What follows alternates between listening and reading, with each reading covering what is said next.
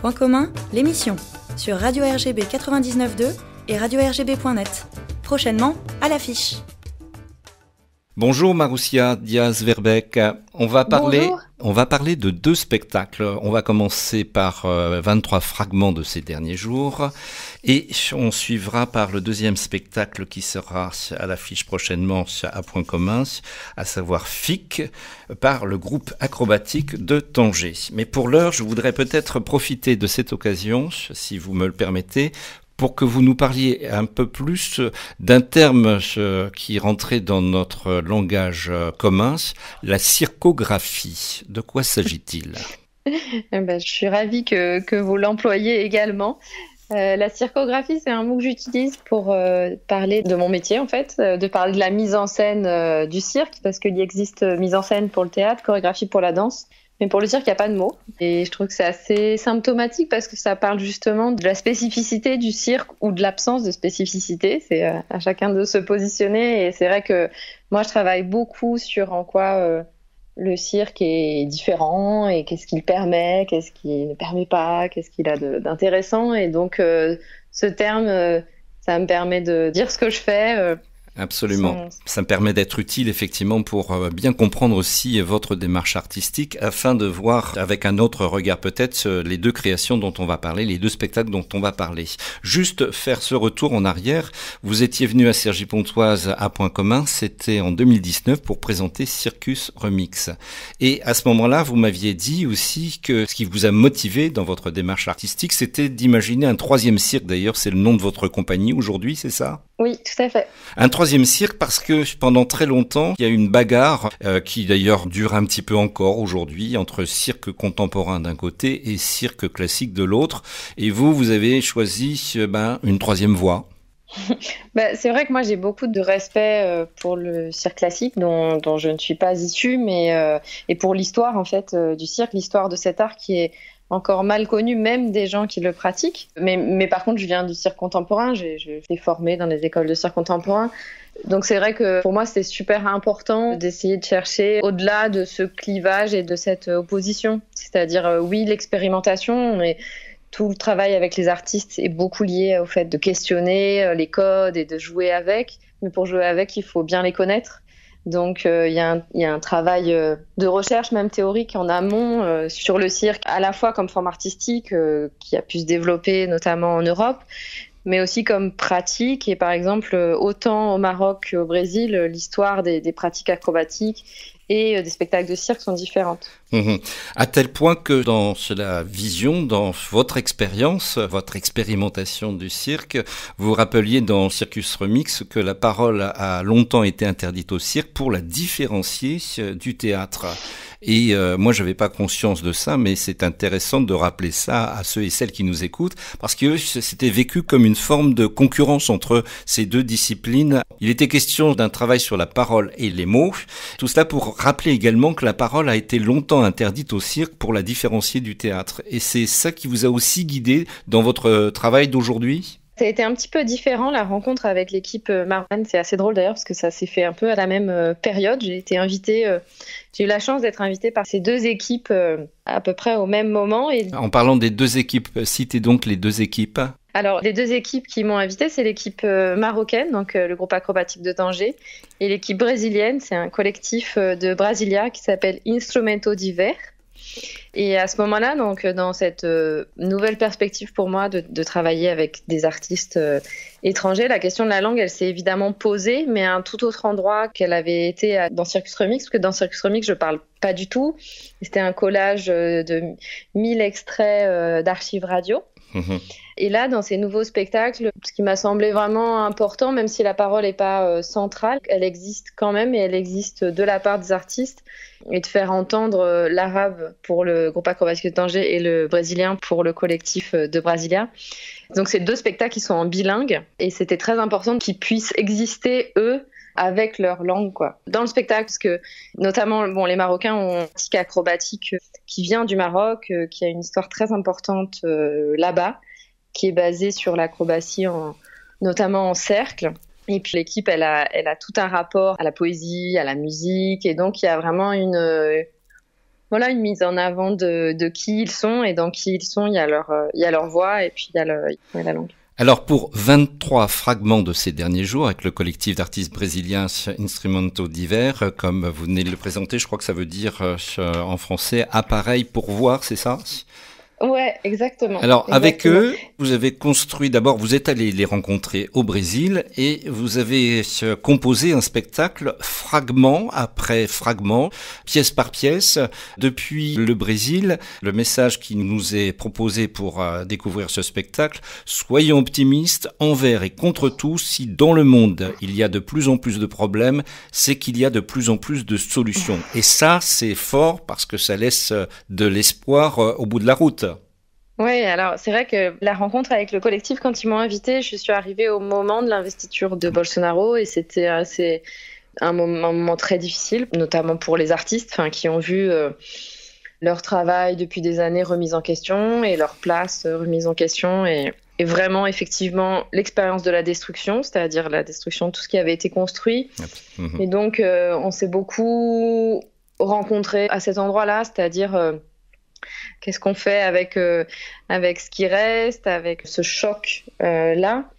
Et donc ça résonnait avec le cirque dans la mesure où le cirque est construit par numéro, donc par fragment. Donc il y a une écriture par contraste entre chaque fragment, et donc il y a un choc entre chaque fragment. On a beaucoup travaillé là-dessus, bien sûr avec la vitalité qui leur est propre et qui porte, avec le fait de absolument jamais baisser les bras. Il y a une chanson, d'ailleurs j'aurais pu mettre celle-là, il y a une chanson au Brésil que tout le monde chante qui dit la vie va s'améliorer, la vie va s'améliorer, et c'est comme un espèce de mantra comme ça qui existe vraiment dans la culture, quoi, d'y croire.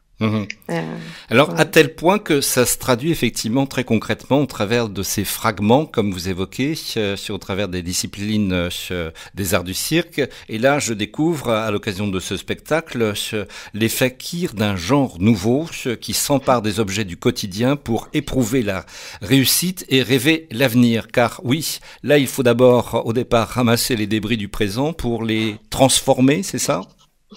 Oui, c'est vrai que le cirque fonctionne beaucoup par image, c'est-à-dire qu'il y a plusieurs lectures. Il y a une première lecture qui est celle de la sensation, c'est-à-dire quelqu'un qui marche sur des bouts de verre, qu'est-ce que ça fait, voilà, ça nous fait peur, mais en même temps on est impressionné. Mais il y a aussi une image, c'est-à-dire c'est presque une expression au figuré, c'est-à-dire réussir à dépasser et à traverser un chemin semé d'embûches, un chemin semé de bouts de verre.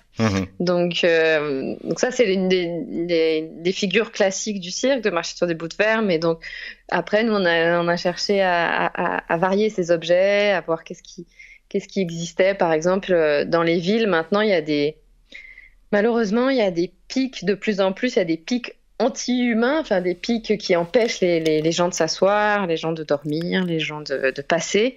Et par exemple, c'est un des numéros du spectacle, la fakir réussit à traverser ces pics qu'on peut voir dans les villes de plus en plus.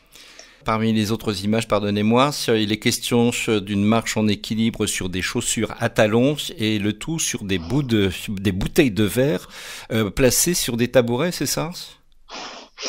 Oui, alors il y a aussi effectivement le verre donc, qui était cassé, existe aussi sous forme de bouteilles, et il y a aussi un trapèze en verre, et on a beaucoup travaillé donc avec des objets, justement les objets qui peuvent être détruits. Et puis en fait c'était un moment quand je suis arrivée, le collectif avait une recherche à partir du fait de presque se transformer en objet, c'est-à-dire la tentation de tout abandonner et de n'être plus qu'un objet.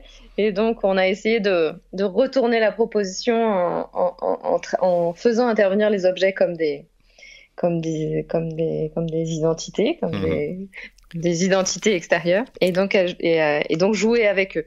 Et donc ceux qui ont été vraiment notamment le plus retenus dans le casting des objets ont été les objets en verre, parce que le verre a une matière qui est très intéressante pour le cirque, parce que c'est une matière qui est très forte, mais aussi menaçante dans sa fragilité, parce qu'elle peut casser, c'est un objet qui peut faire très mal.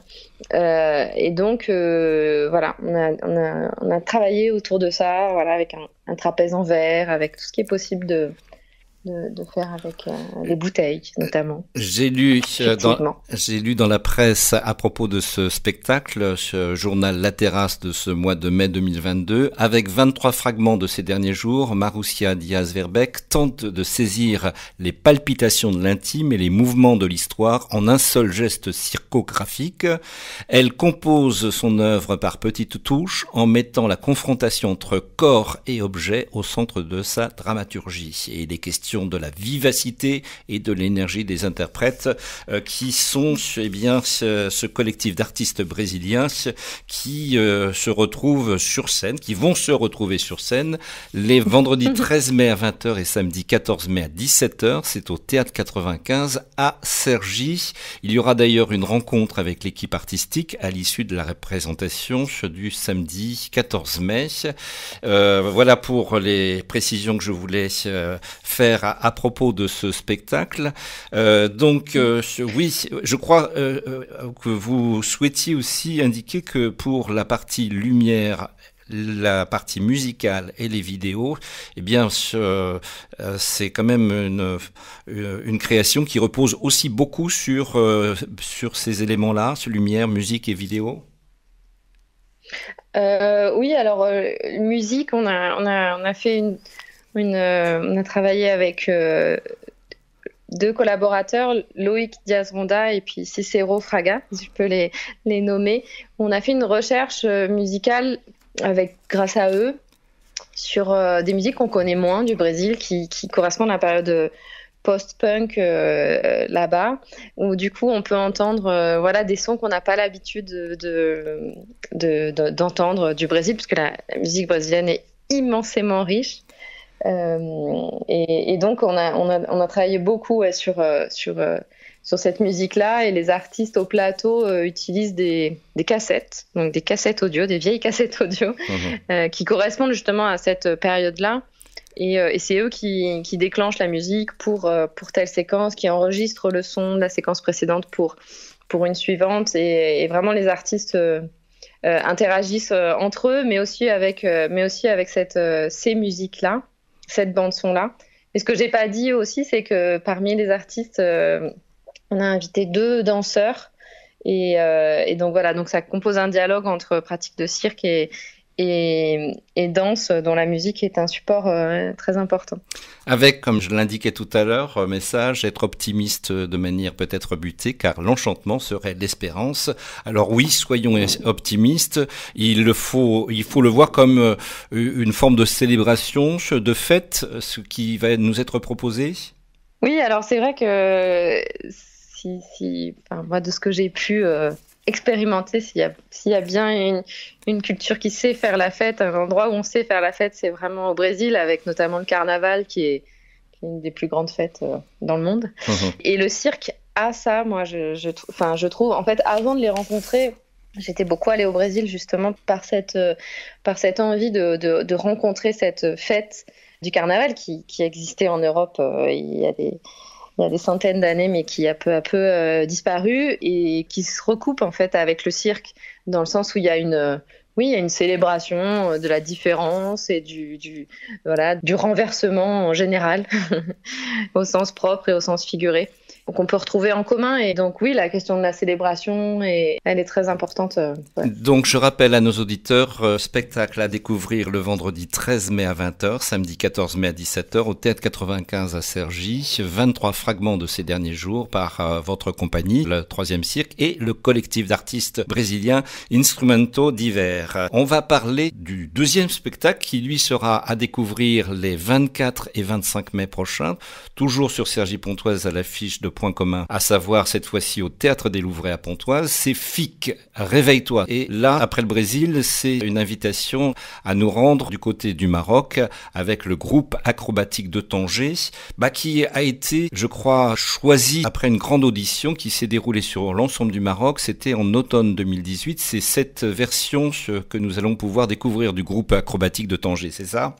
Oui, tout à fait. C'est vrai que là où les Brésiliens sont une équipe de 6 et le spectacle est en circulaire, là on passe à une autre configuration. C'est donc 15 acrobates marocains, un DJ en frontal et avec le travail aussi à la scénographie de Hassan Hajjaj, qui est un photographe londo-marocain, anglo-marocain, qui a notamment signé les costumes et la scénographie.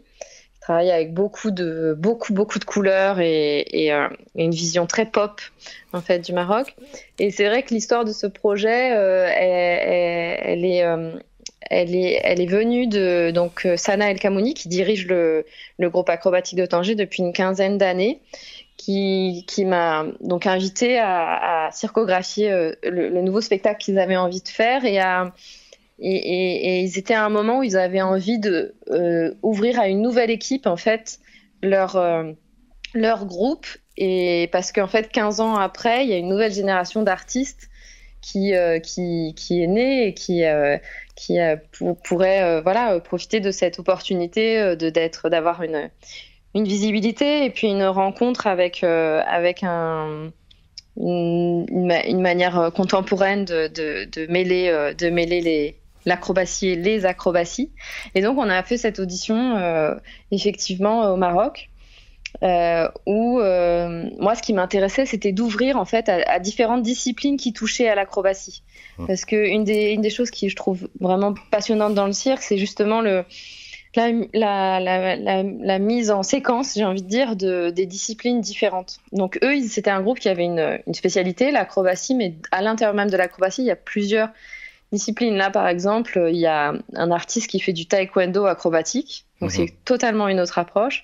Il y a aussi évidemment du break, il y a du parcours, donc qui sont des acrobaties urbaines et qui complètent en fait, qui viennent répondre avec l'acrobatie traditionnelle dont je parlais tout à l'heure, qui est une acrobatie ancestrale et même religieuse à la base, qui est basée sur les mouvements en continu que permettent le cercle, donc les acrobaties qui sont faites sans s'arrêter en cercle et qui donnent une espèce de transe en fait, et qui demandent aussi au corps de se mettre à l'oblique pour rester dans le cercle.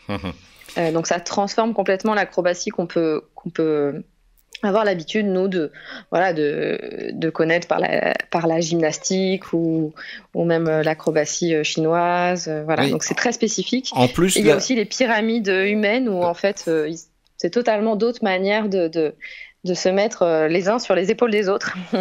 Là, vous vous amusez donc au travers de cette création à bousculer, voire à moderniser le cirque marocain traditionnel qui, jusqu'à présent, dans ce pays, à savoir le Maroc, l'acrobatie rassemblait plus précisément, voire essentiellement les hommes. Et là, c'est à la fois des hommes, mais c'est aussi des femmes. Et vous intervenez effectivement pour, on va dire, chorégraphier l'ensemble de tout ça.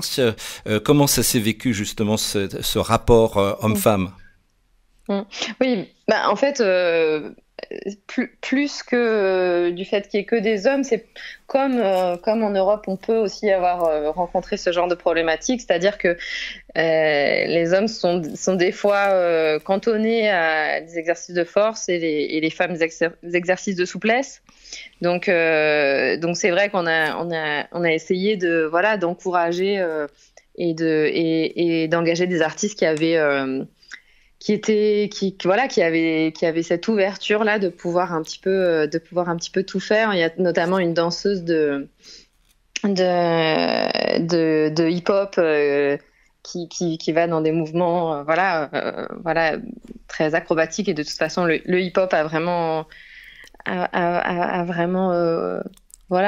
propose aussi ça.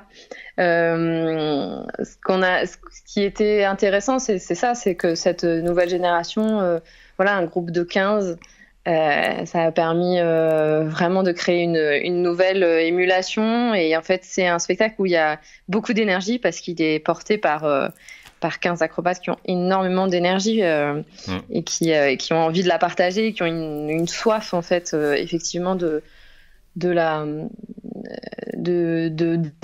et de dire et de montrer, puisque au Maroc il y a une école de cirque, mais le cirque est encore effectivement peu développé finalement en tant que avec les structures de compagnie ou des collectifs d'artistes, c'est encore au début.